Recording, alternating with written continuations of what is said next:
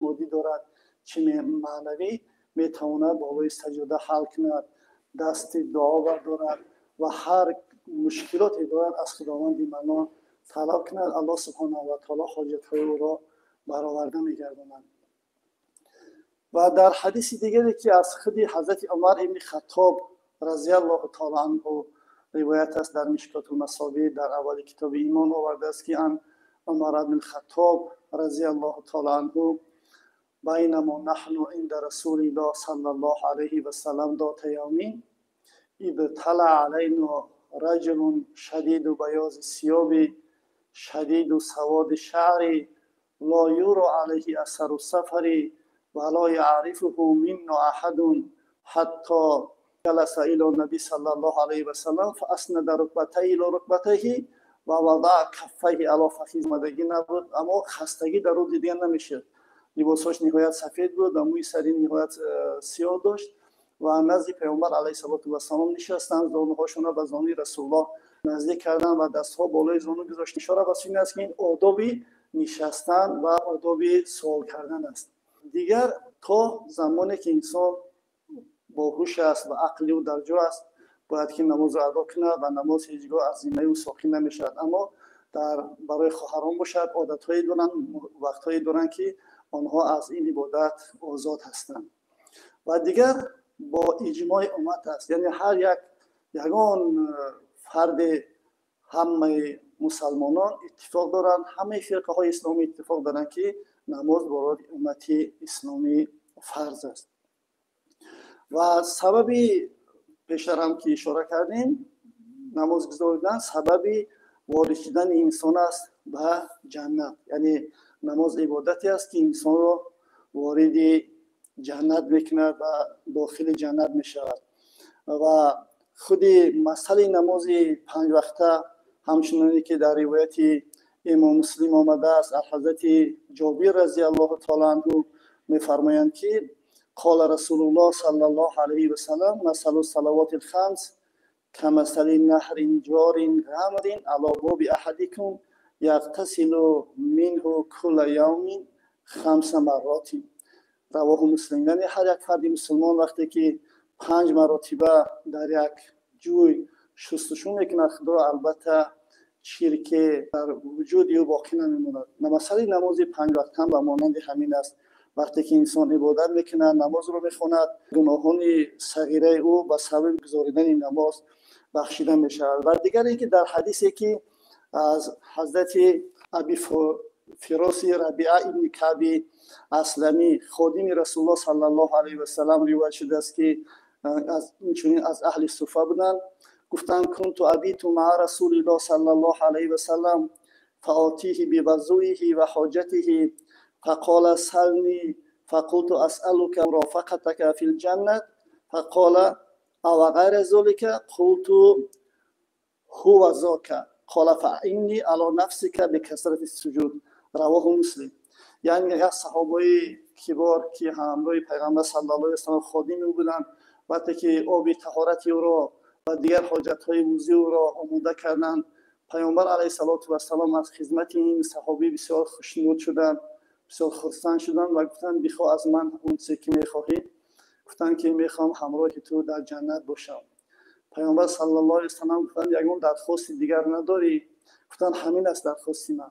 پیغمبر علیه السلام گفتند که همانو ما رو با کثرت سجود بر خویشتن یاریده، یعنی توصیه کردن را که یعنی بی‌پروا نباش بلکه با خواندن نماز بسیار سجده کردن نفس خود را آماده کن، چون که یعنی سجده کردن بسیار خواندن نماز بسیار سبب داخل شدن بر جنت است. در ضمن این حدیث مبارک بزرگان بسیار خوب فرمودند که شرف مرد وجود است و کرامت به سجود، هر کی این هر دو ندارد عدمش به هیزی وجود، یعنی شرافت انسان کرامت انسان وجود و کرامتش به سجود است. یعنی انسان خداوند آفرید. در قرآن عظیم شان می‌فرماید استعیذ بالله ما خلقت الجن و الانس الا لیعبدون، یعنی انسان و جن را تنها برای عبادت خودم آفریدم. و در ضمن آیه‌های مبارک گذشتگان ما بزرگان بسیار با طریقه نظم با طریق ساده و روان برای ما نوشتند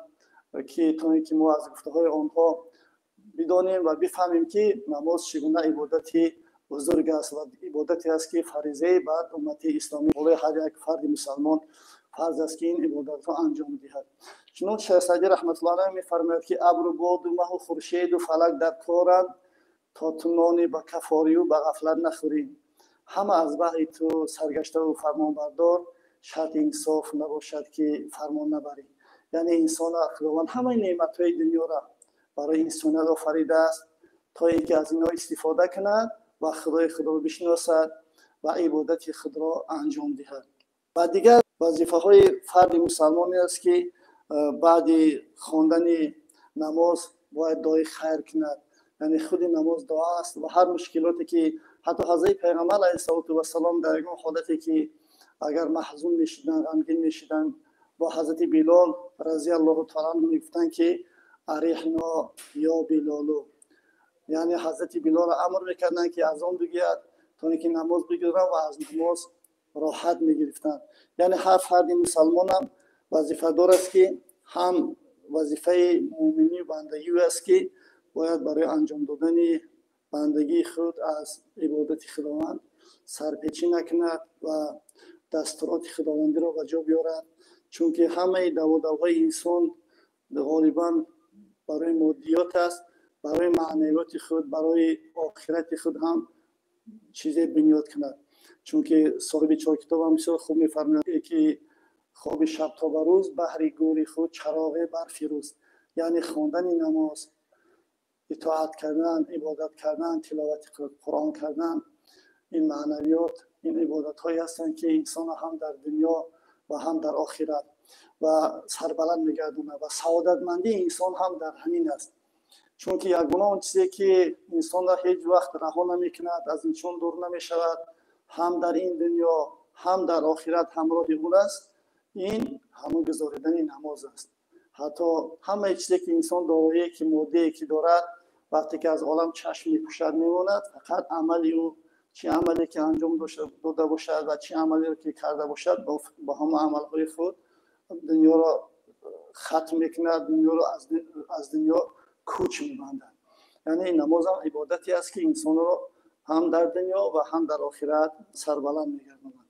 تاریخ فرضیت خود نماز گفتیم که در شب معراج، یعنی در شب 27 ماه رجب 5 وقت نماز در روایت مشهور بر امت اسلامی فرض شد و نزد امام ابو حنیفه رحمت الله علیه باشد اگر 1.5 سال پیش از هجرت بر امت اسلامی نماز فرض شد و تعداد رکعات نماز اون چیزی که قبلا هم اشاره کردیم در خود قرآن صراحتا نیامده است و طرز گزاردن نماز هم اینا بر عهده احادیث نبوی و کتاب‌های فقهی است که در آنجا برای هر یک رویه و هر یک مذاهب اسلامی برای خود دستورات دارد.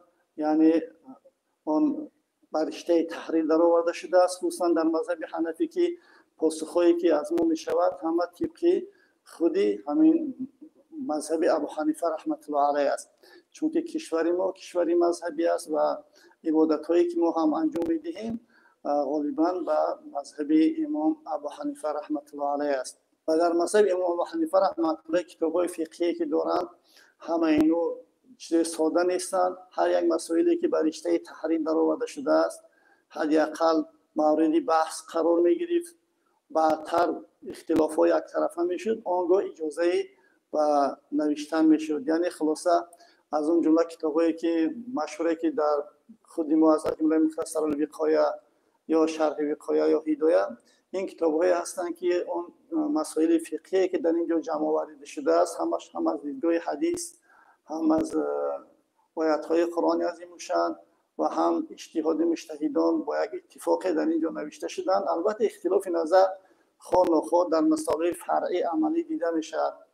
مثلا در خود کتاب حکایت صحابه یا کتاب با نام فضائل اعمال که شهرت دارد ما در اینجا ببینیم اگر بین خود مذهب امام ابو حنیفه رحمت الله علیه و بین مذهب امام شافعی رحمت الله علیه در 4 رکعت نماز قریب 800 تا مسئله اختلافی محققان شماره کردند. یعنی مسائل فرعی مسائلی هستند که جای اشتراک دارد، چون که دین مبین اسلام آزادی بیان دارد. البته هر یک دانشمند اندیشه خود را بر خود خود را از دین، از آیات‌های قرآن یعنی میگوید و بعدی با اتفاق آمدن اون چیزی که برای با اتفاق آمدن بر یک طرف کردن اختلافات بر رشته تحریر در آورده می شود. البته این مسائل است که باید در بین خود مسائل اختلافی در بین خود علما است. اما چون توصیه های امام ابو حنیفه رحمت الله علیه است که باید که طالب علم با مسائل اختلافی دست نزنند. سلام علیکم. السلام علیکم و رحمت الله و برکاته. علیکم السلام و رحمت الله و برکاته. گوش کردین؟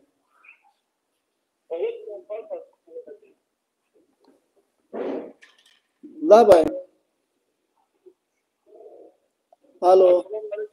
علیکم السلام و رحمت الله و برکاته. بیم الو.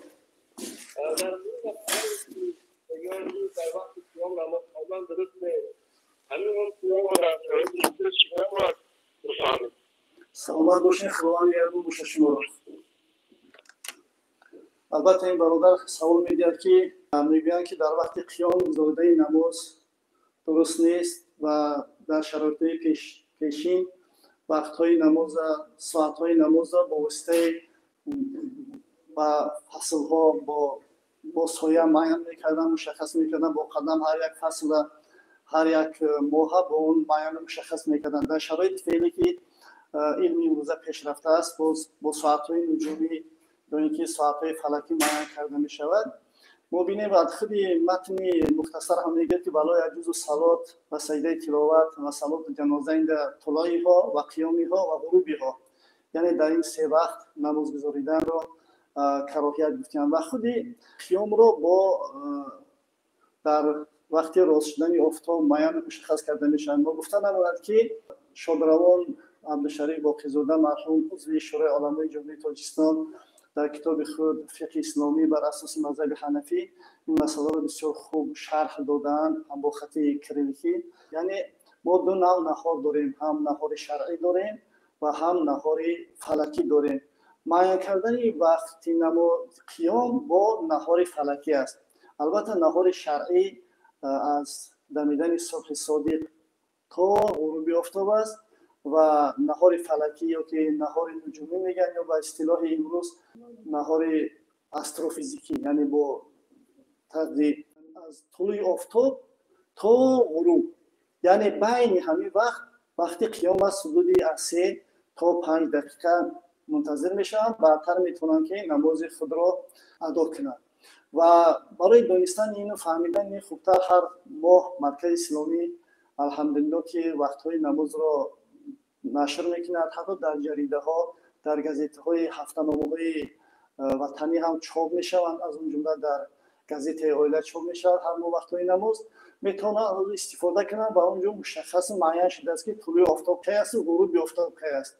از طلوع آفتاب تا غروب آفتاب استفاده میکنن و بین آن قیام است. حدود آن دقیقه‌ای که ذکر کردیم در همون وقت یعنی خواندن نماز، نه فقط یگان نوع نماز و سجده تلاوت و صلات جنازه حتی کراهیت دارد. اما ما ببینیم که پیغمبر صلی الله علیه و سلم و حضرت علی رضی الله تعالی عنه گفتند که یا علی لا تؤخر ثلاثا الصلاة اذا اتت و الجنازه اذا حضرت و الائمه اذا وجدت الله کفوا، یعنی سه کار رو تأخیر نکن.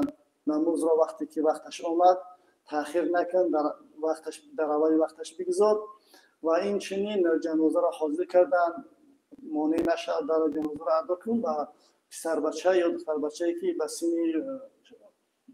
مناسب رسیدن برای شوهر کردن جفت مناسب خود پیدا شد، او را دیگر مانع نشد، باید که پس وقت شود.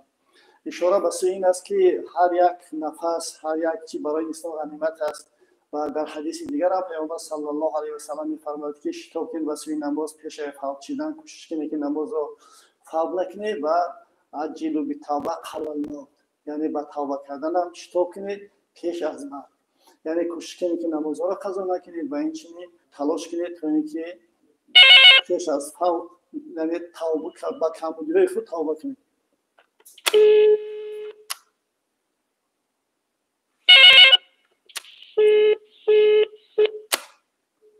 پیش وقتهای نماز لبن. سلام علیکم. علیکم السلام. یک سوال دارم من برادر عزیز. بفرمایید. دوید با همین در وقتی همین خنوکی تیمم کردم. خب سلامت باشید.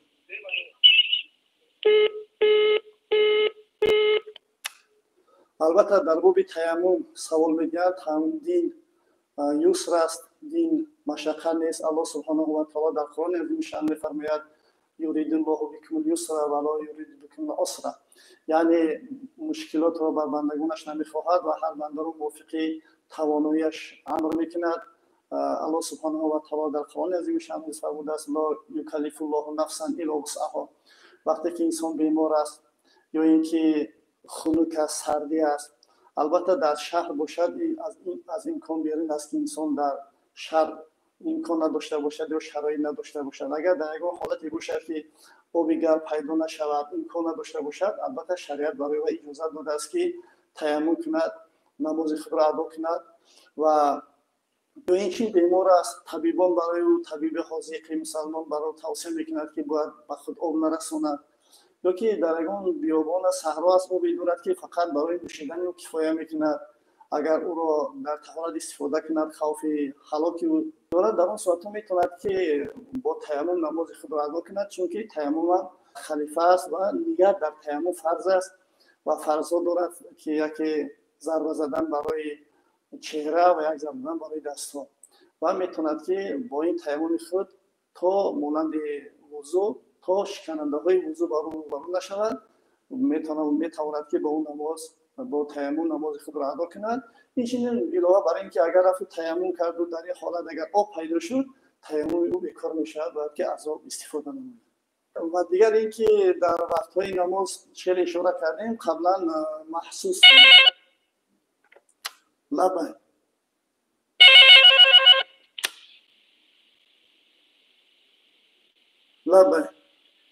سلام علیکم دامولای عزیز. و علیکم السلام. ما خیلی از صحبت‌های شما بهره‌مند شدیم. سلامت باشید. یک سوال دیگر داریم. بفرمایید. در همین کدام حالت در نماز سجده سهو واجب می‌گردد؟ سلامت باشید. خب البته همچنین که در شرایط فعلی همه مسائل فقهی، مسائل مذهبی با خطای کلینیکی و اینچنین با خطای فارسی البته هستند و با خطای امروزه که مردم استفاده میکنن کتابات چاپ شدن، سجده سهو فقط در حالت ترک کردن واجب یا تأخیر فرض میشه. یعنی از آن جمله خوندن اتحیات که در قعده اول ششتنش هم خوندن اتحیات واجب است، وقتی که ترک واجب شد اون سجده سهو انجام میدهد.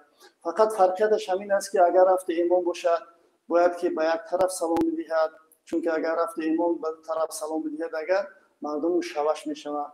و اما اگر تنها گذار باشد او مخیر است، میتواند که یک طرف سلام بدهد، میتواند دو طرف سلام بدهد. البته بعد تشهد، اول تشهد را میخواند بعد سلام میدهد. سجده سهو جبر و نقصان همون نماز است، یعنی کمبودی که در نماز میشود با سجده سهو ساقط میشود. اگر رفت سجده سهو را فراموش کرد نماز او درست میشه. اگر قصدا سجده سهو نکرد، اگر دیده و بدانسته او نمازش را دوباره میخواند.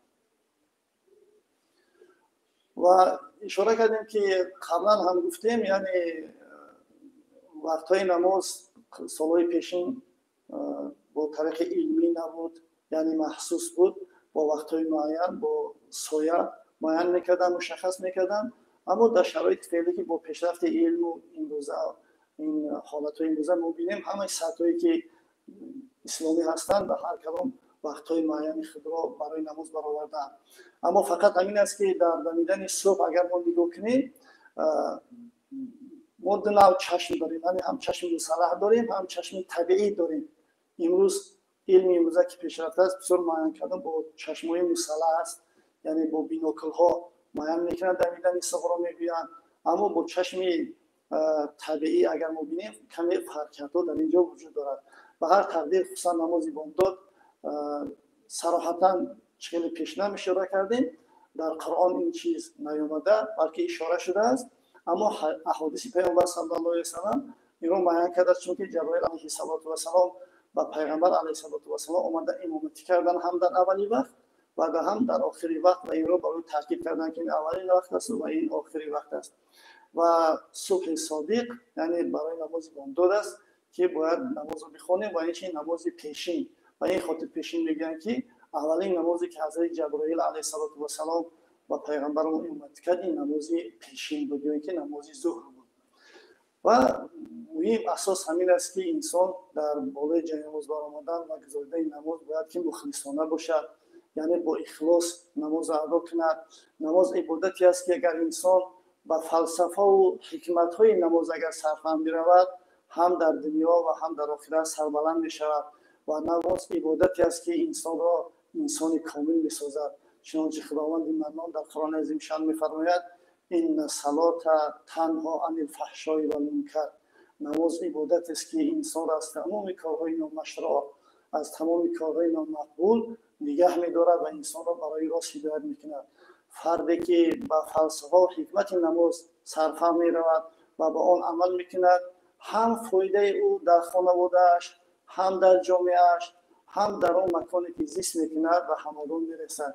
چون که شخص نمازی منفعت بسیار هم به خود خانواده دارد و هم به خود جامعه دارد.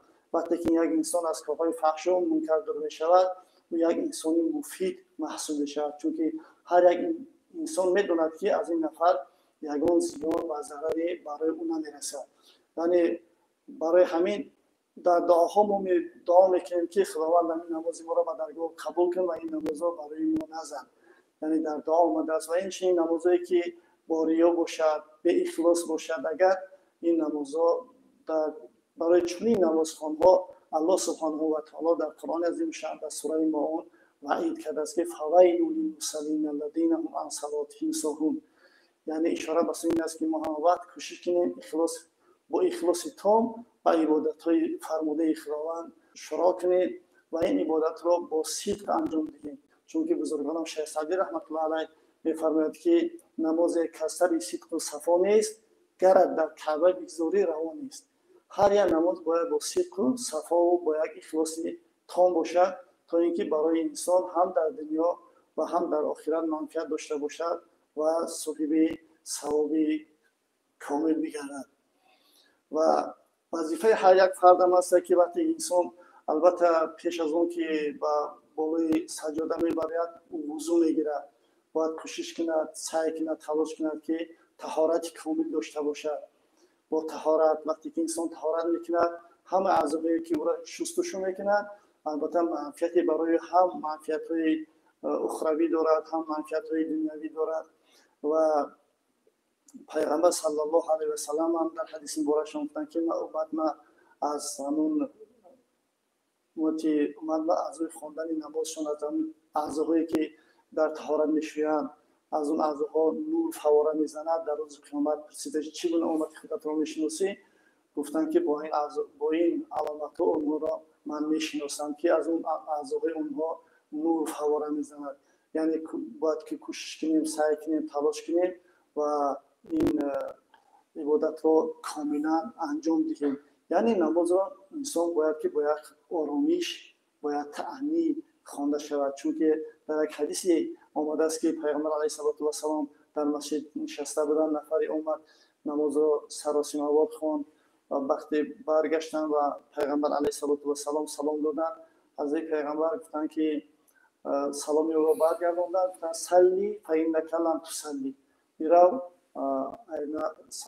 سر نماز خود را ادا کن. بعد دو مرتبه آمدن باز سلام دادن پیغمبر علیه السلام سلی فإنک لم تصلی، برو نماز بخوان تا اینکه تو چون که نماز نگزارده. و در مرتبه سوم پیغمبر علیه السلام پرسان شدن و طرز خواندن نماز را برای او نشان دادن. و در حدیث دیگر هم آمده است که پیامبر علیه السلام میگن که صلوا کما رأیتمونی اصلی، یعنی نماز بخونید همچنین که مرا میبینید که نماز میگذارم. نگفتن که سلی کما ابسلی، یعنی نماز بخونی همچنانی که من میخونم، چون که اون طرز و اون طریقه و با اون خشوع و با اون خضوعی که پیغمبر علیه السلام نماز میگذارد، البته هر یک فرد مانند اون نماز گذاریدن توانایی ندارد. نماز عبادتی است که شاهستونی دین است، یعنی نماز در همه کارهای انسان، هم در کارهای دنیویش و هم در کارهای اخرویش برای انسانیت منفعت دارد و بنده را همه وقت به این تاکید کرده می شود که باید با نماز باشند، از نماز دور نشوند و هم منافع دنیوی دارد هم منافع اخروی دارد و باید که به عبادت کردن همیشه آماده باشند و عبادت کنند، چون که نماز پیش از آن که بالای قبلا هم گفتیم پیش از آن که به نماز می رود اول انسان بنده مؤمن طهارت میکند، چون که خداوند در قرآن عظیم شان در سوره مائده میفرماید که یا ایها الذین آمنوا اذا قمتم الی الصلاة فاغسلوا وجوهکم و ایدیکم الی المرافق وامسحوا برؤوسکم و ارجلکم الی الکعبین. یعنی خداوند ندا میکند که بندگان وقتی که به سوی نماز میخیزید و حالا که شما طهارت ندارید، به طهارت هستید، همین اعضای چهارگانه فرضیه که در طهارت معین مشخص شده است اونها رو بشید و با نماز قایم شوید و نماز را کاملا ادا کنید و این خودی طهارت هم باشه، هم فایده های دنیوی داره هم فایده های اخروی دارد. از بسیار بیماری ها یعنی با سبب طهارت انسان نجات می‌یابد و توصیه های دینی، اون چیزی که خداوند برای بنده مؤمن توصیه کرده است، اون چیزی که برای بنده مؤمن فرموده است، از منفعت بیرون نیست، چون که خداوند انسانیت را آفریده است و می‌داند که برای انسان چی منفعت دارد و چی ضرر.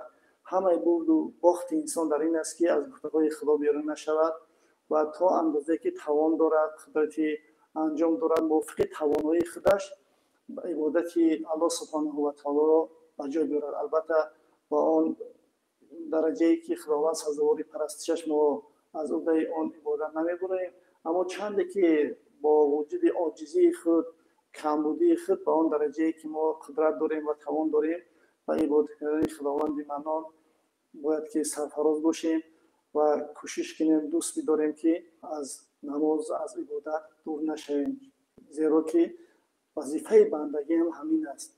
وقتی که انسان خدا بنده خداوند میگوید، بنده خدا میداند، باید که با عبادت کردن خدا آماده سازد و همیشه باید که پایبندی دستورات شرعی باشد و عبادت لبک. سلام علیکم و علیکم السلام. الو لبک گوش کردیم. سلام علیکم اکادم رو. علیکم السلام. امی یه سوال داشتم اکادم. بمالو. سنت نماز بنده در خانه خونده شود بهتره یا که در مسجد؟ سلامت باشن. خوب. خب. البته در احادیث پیامبر صلی الله علیه و سلم آمده است که خانه های خود را قبرستان قرار ندهید، یعنی سنت های نماز را در خانه ادا کنید و با ذکر، با تسبیح گفتن تا مسجد روانه شوید. اما بعضی افرادی هستند که مسافر هستند، از راههای دور میرن. لبک. سلام علیکم. علیکم السلام. اکای داملو خوبه شده؟ خدا را شکر. خوب باشه. اکای داملو یک سوال داره؟ بمالو. اکای داملو همین نماز قضایی را چی گناه ادا کرده می شود؟ سلامت باشن. خدا نگهدارتون. خب رحمت اکای چی داره؟ خب.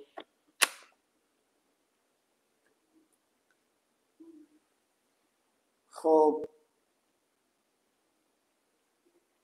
نماز قضایی رو ادا کردن نشد. البته انسان وقتی که خانه در خواب میموند یا فراموش میکند، از این چیزایی است که انسان از اینا در انسان روبرو میشه. طبیعی بشری همین است. وقتی که به یادش زد باید که اون نماز قضایی رو ادا کند پیش از اون که نماز وقتی رو میگذارد. اگر وقتای نماز فرضی تنگ باشد، میتواند که اول نماز وقتی رو بگذارد و بعدا نماز قضایی را ادا کنه و اون سه وقتی که ذکر کردیم، در وقت طلوع آفتاب و در وقت قیام آفتاب و در وقت غروب آفتاب، گزاریدن نمازها کراهیت دارد و دیگر وقتها میتواند حتی بعد عصر هم، بعد دمیدن صبح هم تا بامداد намози қазоиро адо кунад ва намозҳои қазоӣ фарқияташ ҳамин аст ки агар рафту дар сафар фарз кардем фарди намозро қазо карда бошад агар дар хона вақте ки мехоҳад қазоиро анҷом бидиҳад қазои ду медорад. агар рафту дар хона қазо карда бошад дар сафар қазои онро бидорад албатта қазои чор медорад, чунки сафар ва ғайри сафар тағйир намедиҳад, фоитаро қазоиро тағйир намедиҳад. лабай. салом алейкум. алайкум ассалом. Акайди донуро як савол доштем. бемалум.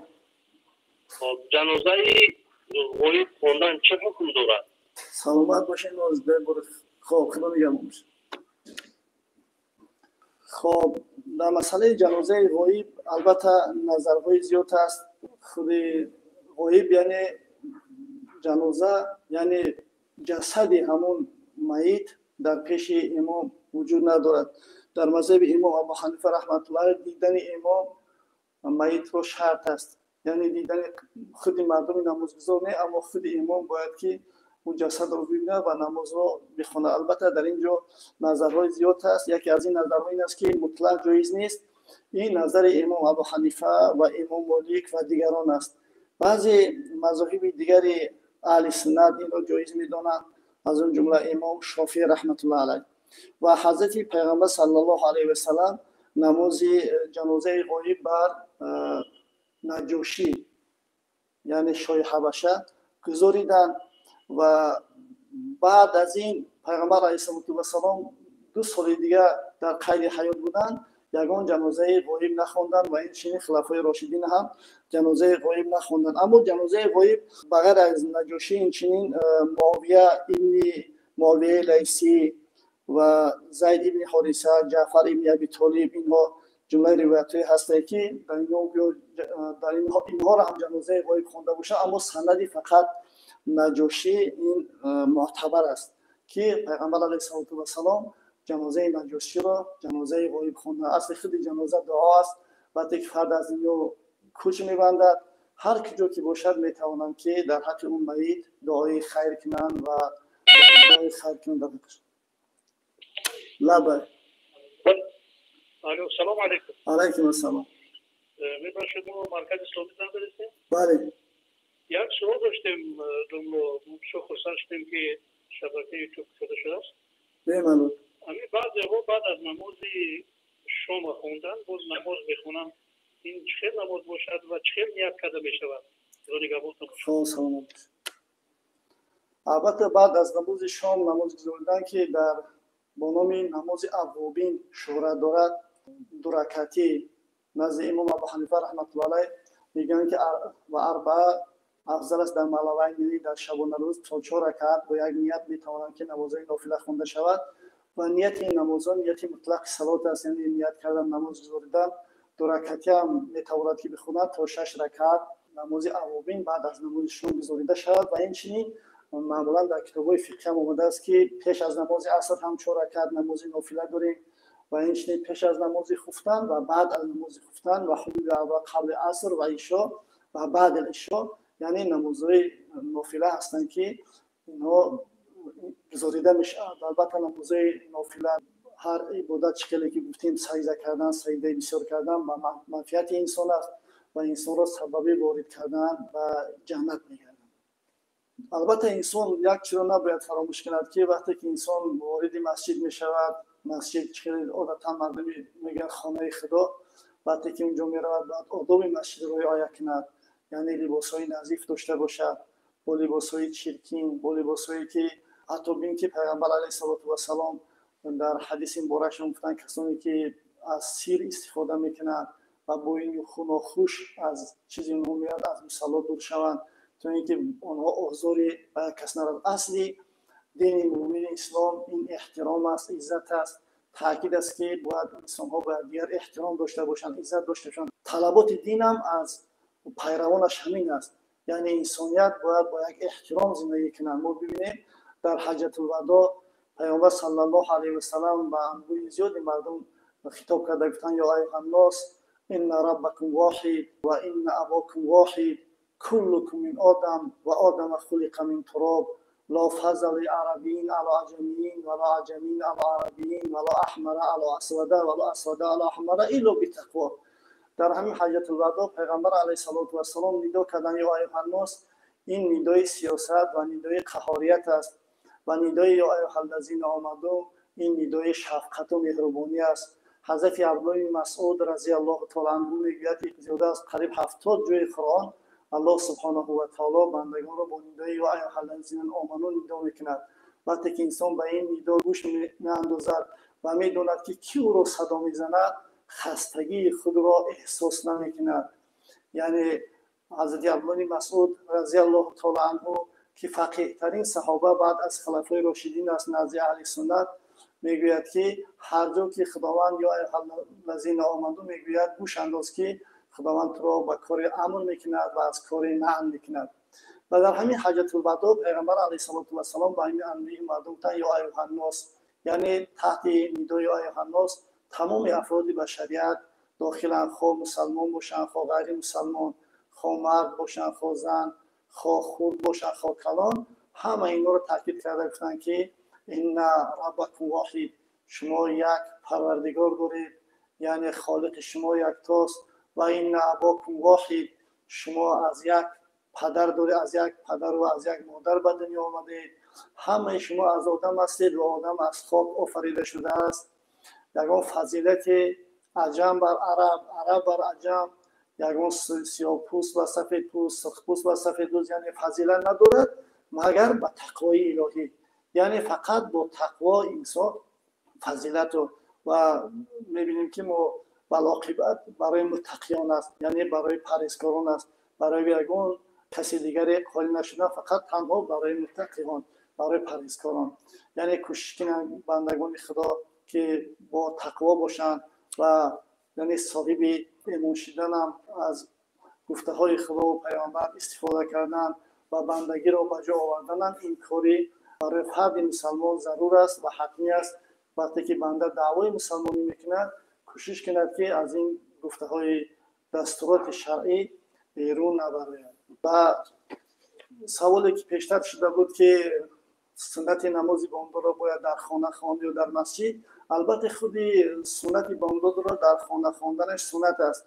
پیغمبر علیه السلام در خانه سنت را ادا می‌کردند و در مسجد با اصحاب کرام نماز فجر را ادا می‌کردند و خودی حجره‌های پیغمبر علیه السلام از داخل مسجد دریچه داشتند که شدن می‌درآمدند و اونجا نماز را ادا می‌کردند. اگر فردی که مسافر باشد از دیگر جا باشد، اگر به شهر بیاید، البته او در مکان بودباشی معین نداشته باشد، میتواند که بیاید در مسجد در یک گوشه نماز سنت را ادا کند. مثلا وقتی که میاد که میبیند که نماز بامداد شروع شده است و قرائت کرده ایستادن، نماز فجر خوانده ایستادن و اطمینان دارد که نماز قرائت طویل میکند، میتواند در یک گوشه مسجد را سنت را ادا کند، بعد مانده در فرض حاضر شد. لبه لبه. السلام علیکم. علیکم السلام. میگوید که در وقت نماز خوندن چی در وقت قیام نماز خوندن روا نیست. همین در شرایط حاضره قیام رو چخیل اثبات میکنیم، چگونه که معین میکنیم قیام چخیل باشم. سلامت باشید. این برادرمون در وقت سوال دادن که در وقت قیام ما پیشتر این سوال جواب داده بودیم، خب یک بار دیگر با تکرار میکنیم. یعنی در وقت قیام گفتیم که ما دو نوع نهار داریم، یعنی نهار شرعی داریم و نهار فلکی داریم. معین کردن قیام با نهار فلکی می شود و در شرایط امروزه مرکز اسلامی جمهوری تاجیکستان الحمدلله هر ماه وقت‌های نماز را به تب میرساند، نشر میکند و اینچنین در جریده ها یا گازیت‌های هفته‌نامه‌های وطنی خصوصا در هفته‌نامه اویلا و چاپ میرسد وقت‌های نماز، در اونجا وقت‌های طلوع آفتاب و غروب آفتاب نشان داده شده است با طرز فلکی یا نجومی یا استرونومی میگن به اصطلاح امروزه. یعنی نهار قیام و معین کردن قیام با نهار فلکی است، نه با نهار شرعی، چون که نهار شرعی از دمیدن صبح صادق تا غروب آفتاب است و نهار فلکی باشد از طلوع آفتاب تا غروب است. از وقتی طلوع آفتاب تا غروب ما حساب میکنیم و بین اون قیام میشود و حدود 3 یا تا 5 دقیقه یک لحظه وقت قیام است بعدا میتوند که خو نماز نافله باشد، خو نماز قضایی باشد، چی نمازی که باشد، خو اگر پیشین خواندنی باشد، اگر نماز ظهر، بعد این میتواند که نماز پیشین را ادا کند. اما امروز در کشور خودمان معلوم است، مشخص است که وقتی نماز را مرکز اسلامی نشر میکنند و اینچنین هر مسجد برای خود وقتهای مشخصی برای جماعت خواندن رو دارد تا اینکه خود نمازخوان‌های اون اطراف همون مسجد میدونن که نماز پیشین مثلا در کدام ساعت گذاشته میشه و در همون وقت حاضر میشوند و نماز با جماعت دست جمعانه نماز پیشین را ادا میکنند. سال پیشین البته این علمی نبود، محسوس بود، فقط با سایه معین میکردن، با قلم معین میکردن، مشخص میکردن هر فصل هر موقع. این هم در کتاب‌های قدیمه مشخص معین است. اما شرایط امروزه که علم امروزه پیشرفته است، خیلی ساده و خیلی خوب شده است برای فردی که میخواهد که عبادت‌های خود را به یگان شکل که انجام دهد. برای همین و قبلا گفتیم سنت البته در خانه وقتی که ادا کرد تا آمدن به مسجد باید که سخن بیهوده نگرد، سخن دنیوی نگرد، با ذکر مشغول باشد، با خواندن صلوات مشغول باشد و بیاد نماز بامداد یا که نماز بامداد باشد یا پیشین باشد فرق نمیکند. فقط نماز بامداد پیش از خود سنت دارد و اینچنین نماز پیشین پیش از خود سنت دارد. دیگر نماز شام یک بار بعد قامت یعنی با فرض شروع میکنند و نماز عصر هم 4 رکعت سنت هست قبل از عصر و اینچنین نماز خفتن هم 4 رکعت نماز قبل امر استحبابی است، یعنی نافله است. هر کسی که وقت داشته باشد، توان داشته باشد، اگر امکان داشته باشد، اگر میتواند که 4 رکعت نماز نافله پیش از نماز عصر و اینچنین 4 رکعت نماز نافله پیش از نماز خفتن و اینچنین بعد نماز خفتن بگذارد و با ذکر با تسبیح و تهلیل روانه به سوی مسجد شود و هر قدمی که به سوی مسجد انسان میزند یک سیئه او از نام اعمال او محروم میشود و البته هم اون زمین ها هم فرد روز قیامت برای بنده شهادت میدهد و این هم نشانه مؤمن مسلمانی از هر فردی که دائما با مسجد روان میکند، فقط با نیت پاک، با نیت خالص که میرود نماز ادا میکند. و گفتیم پیش اشاره کردیم که نماز البته مسجد هم آداب خود دارد. وقتی که وارد مسجد میشود بعد از تلفن های موبیلی احتیاط شود و حداقل تا ادا کردن نماز تلفن خود را خاموش کند تا اینکه خلل در عبادت دیگران حداقل انجام ندهد، چون که بعضی‌ها در اونجا نماز میخوانند، بعضی‌ها تلاوت قرآن میکنند، وقتی که با تلفن صحبت میکنند یا گفتگو میکنند البته خلل ایجاد میکنند، سبب ناراحتی یک نفری بنده مؤمن میشه. همه عبادت دینی اصل دین همین است که بنده باید که از دست و زبان او کسی آزار نبیند و کسی را آزار ندهد، چون که پیامبر صلی الله علیه و سلم میگوید بهترین مسلمان کسی است که از دست و زبان او کسی آزار نمیبیند. یعنی همه وقت در تمام حیات شؤون زندگی خودمان این رو باید که دستورالعمل خود قرار بدهیم، همه وقت تلاش کنیم، کوشش کنیم که در زندگی خود با یگان نفری از دست و زبان ما زیان و ضرری نبیند. و البته نمازهای نافله داریم، باز نمازهای با نام نماز تهجد اشاره کردیم. از قول کتاب اولی نام حق میگن، اولی 4 کتاب مولانا شرف الدین بخاری که از بخاراست مولد نسبش و از خراسان علوم مکتسب است، میگوید که یکی خواب شب تا به روز بهر گوری خود چراغ بر فیروز. یعنی نماز تهجد به معنای خیستن از خواب. انسان یک لحظه که خواب میکند وقتی که همه آرام میشود میخیزد و با خاطر جمع با بالای سجاده میبرد و چندی توان دارد موافق خرسندی خود، یعنی باید طبیعتی بالیده، باید چهره کشود عبادت کند. و پیغمبر علیه السلام نمازهای تهجد رو ادا میکردن با وجود اینکه پیغمبر علیه السلام گناه‌های صغیره اون همه بخشیده شده بودن، یعنی شخص معصوم بودن و حبیب خدا بودن و خداوند در قرآن عظیم شان یگان بار با نام حتی پیغمبر علیه السلام رو صدا نکرده است یا ایها رسول ندا کرده است. با وجود همین هر روز میگه پیغمبر علیه السلام 100 مرتبه استغفار میکردن و نماز تهجد نماز نافله رو به درجه عبادت میکردن که پاهای مبارکشان ورم میکردن. یعنی بندگان امتان پیغمبر علیه السلام باید که پیغمبر خود را الگو قرار بدهند و موافق دستورات اون پیغمبر عمل کنند و این چیزی است که برای انسان هم در دنیا و هم در آخرت سعادت او را برقرار میکنند. ما ببینیم یک حدیث هم دیگری هست از حضرت انس ابن مالک رضی الله تعالی عنه که خادم رسول الله صلی الله علیه و سلم در روایت است که گفتن پیغمبر علیه السلام یا بنی این قدرت ان تصبح و تمسی و لیس فی قلبک غشم لاحد فافعل ثم قال یا بنی و ذلک من سنتی و من احب سنتی فقد احبنی و من احبنی کان معی فی الجنه. رواه ترمذی. یعنی امام ترمذی روایت میکند حدیث حضرت انس که خادم رسول الله صلی الله علیه و سلم بودند، قریب 10 سال خدمت پیغمبر علیه السلام کردند. مادرشون خدمت رسول الله آوردند و گفتند که این غلامک در پسر بچه در شما خدمت کنند، در حقش دعای خیر کنید. اون کس گفتند که پیغمبر علیه السلام ما را با صدای یا بونه یا ای پسرکم، یعنی اشاره به این است که یک نفر دیگر را برای مهربانی یا پسرکم گفتن از نگاه شرعی ممنوع نیست. گفتن یا بنیه اینقدر تا اگر توانی همیشه کوشش کن که در قلب کینه برای اون نفر نگیری. و پیغمبر علیه السلام هم گفتن و ذالک من سنتی، یعنی کینه ور نبودن، کینه نگرفتن از سنت من است. و کسی که یک سنت مرا دوست بدارد یا که مرا چی جای عمل کردن، حتی دوست داشتن سنت پیامبر صلی الله علیه و سلم برای انسان فضیلت دارد، مرتبه دارد، درجه دارد. یعنی و من احب سنتی فقط احبنی و من احبنی و هر کسی که مرا دوست می‌دارد همراه من در جنت. این بسیار بشارت بزرگ است برای فرد مسلمان، برای فرد متدین، برای فرد مخلص. کوشش کند که حداقل در خود کینه نگیرد، کینه‌ور نباشد. یعنی بخشیدن هم این کاری آسان نیست، کاری هر نیست. فقط انسان‌های کامل می‌توانند که بخشش داشته باشند.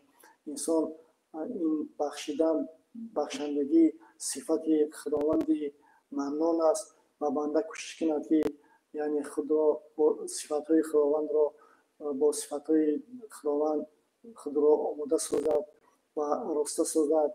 یعنی بخشیده تواند وقتی که یک کس در مقابل او کمبودی میکند. چون که در عادتا اصلا کاری آسان برای انسان، برای بشریت این بدی کردن است. اصلا کاری مشکل برای انسان این خوبی کردن است. انسان اگر از وسوسه و تلبس‌های شیطان دور شود و رو به دستورات شریعت و دستورات خدا و پیامبر بیاید، اگر هم سعادت نیکبختی در دنیا هم در آخرت می‌گردد. این در حکمت‌هایی است که خداوند برای بندگان خود در قرآن عظیم شان فرموده است و پیغمبر علیه السلام فرستاده است و بعد از پیغمبران علما را باقی گذاشته. این هم که وارثه انبیا هستند و دستورات پیغمبر علیه السلام و مردم میفهمانند، دستور میدهند و الله سبحانه و تعالی در قرآن عظیم شان هم تاکید میکند که فاسالوا اهل الذکر ان کنتم لا تعلمون. هر مسئله که شما نمیدونید، سرفهم نمیروید، از اهل علم پرسان شوید. ما بینیم اگر پیش از ما گذشتگی و علما برای ما همه کتابا رو تصنیف کردن، تالیف کردن و نوشتن تا اینکه از نوشته های آنها، از توصیه های آنها، از مصلحت های آنها استفاده کنیم و سبب نیکبختی و سبب دنیا و آخرت ما بگردن. بنده فقط میتواند که با عبادت کردن، خصوصا با خواندن نماز، چیزی که گفتیم نماز عبادتی است که معراج بنده مؤمن است. یعنی انسان با عروج میکنه و بالا میبرد. عبادتی بنده است که تلاش کنه، سعی کنه. نماز عبادتی است که چنان بزرگان میگوید که انسان اگر بخواهد که با خدا حرف بزند و نماز بخواند، یعنی رابطه بنده، نماز عبادتی است که رابطه بنده را با خداوند، با پروردگارش برقرار میکند و این در اساسی مسائل عبادی که و فقه، یعنی فقه هم اثر میشه، هم فقه اکبر میشه. فقه اصغر فقه است که در مسائل اصولی اعتقادی بحث میکنه. البته در مسائل اصولی اعتقادی مجال برای اجتهاد وجود ندارد. لبک. السلام علیکم و رحمت الله. و علیکم السلام و رحمت الله و برکاته. آزادی رکھتے تو پوچھنا بے معلوم مسئله همین نمازی و خاصه باید روایت 88 صد اومده 80 اومده، یعنی از کدام باید سلامت باشین، خدا نگهدارتون باشه. خب درباره مسافر، البته در شرایط فعلی به همگان معلوم است و همه میدونند که پیر و جوان همه خون و خود سفر میکنند به یک کشور، به یک جا میروند و مهاجرت میروند. خواهی سفر خالی نیستند. قریب خانواده ای که در تمام دنیا این چیز میچرخد، معمول است، مشروع است، این چیزی این کار شونده نیست. و در مسئله قصر نماز البته قول‌های زیاد، قریب 20 قول درباره نماز، درباره مسافر است و 4 تا آن که مشهور است ما برای شما ذکر میکنیم. یکم که وقتی که سفر شد نوبسته از اندازه او باید انسان حق دارد میگه که قصر بخواند. این قول ظواهر یعنی ظاهریت داوودی ظاهری. و دیگر قول دوم همین است که مسافه یک شبانه روزه و قول دوم مسافه 2 شبانه روز صرف کند و قول دیگر مسافه 3 شبانه 3 روزه. یعنی وقتی که سفر میکنه انسان و داخل اصل مذهب درباره مقداری او چیزی گفته نشده است، فقط اصلش معین مشخص است. وصفیت او یعنی تعداد به اصطلاح موزه کیلومترج میگن، این معین مشخص نیست، اختلاف نظر وجود دارد. و در خود کشور ما البته معلوم است که در 120 کیلومتر از 77 کیلومتر سر می شود. بعضی علما در 77 کیلومتر مثلا در 16 فرسخ، در 15 فرسخ، در 18 فرسخ، در 21 فرسخ یا هر فرسخی به مقدار 6 کیلومتر است. اما در کشور ما تاجیکستان در 120 کیلومتر قصر میکنند. به چه خاطر؟ چون که در خود هدایه آمده است که نزد جمهور علما 2 مرحله است. یعنی 2 مرحله، هر یک مرحله از 40 تا 45 کیلومتر نشان داده شده است. و در مذهب ابو حنیفه رحمت الله علیه 3 مرحله است. اگر 3 مرحله اگر 40 کیلومتر هم باشد، اگر این به 120 کیلومتر میشه. وقتی که در 120 کیلومتر انسان نماز و قصر میخواند، به همه او 3 اندیشه نظری که پیشتر قبلا اشاره کردیم به همه اون موافق است، یا اون مخالفت ندارد. اما در غیر این صورت اختلاف خانه‌ها پیدا میشه. با چه خاطر 120 کیلومتر قرار؟ چون که هر یک فرد سالم اگر یک شبانه روز ما اگر حساب کنیم 24 ساعت است. اگر 3 تقسیم کنیم 8 ساعت برای سیر باشد، اگر 8 ساعت دیگر برای خفتن باشد، اگر خورفتن، و 8 ساعت دیگر برای عبادت و برای دم گرفتن. یعنی یک فرد سالم در 1 ساعت 5 کیلومتر سفر میکنه.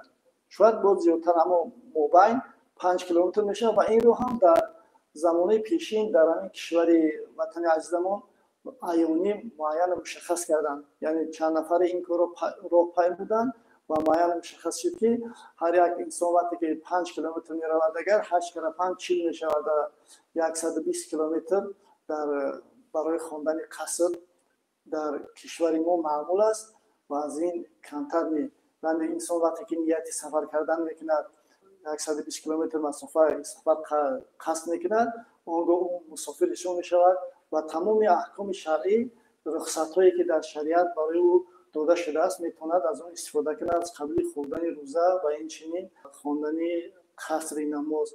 ما ببینیم و از کجا معین مشخص میشود. و در کشور ما ببینیم همه شهر ما از همه طرفات دروازه‌های خدا دارد. وقتی که انسان از اون دروازه بیرون میشود، الکی مسافر میشود. تا زمانی که از اون دروازه بیرون نشود، اگر او در حکم مقیم است، حقی بالای مست کشیدن، بالای معصی زیاده از 1 شبانه روز ندارد. وقتی که مسافر میشود و حق دارد که 3 شبانه 3 روز بالای معصی خود مست بکشد و این چنین نمازهای فرضی را قصد بخواند. از اون جمله نماز پیشین، نماز عصر و نماز خفتن را یعنی فقط حضور 2 رکعت فرض ادا میکند.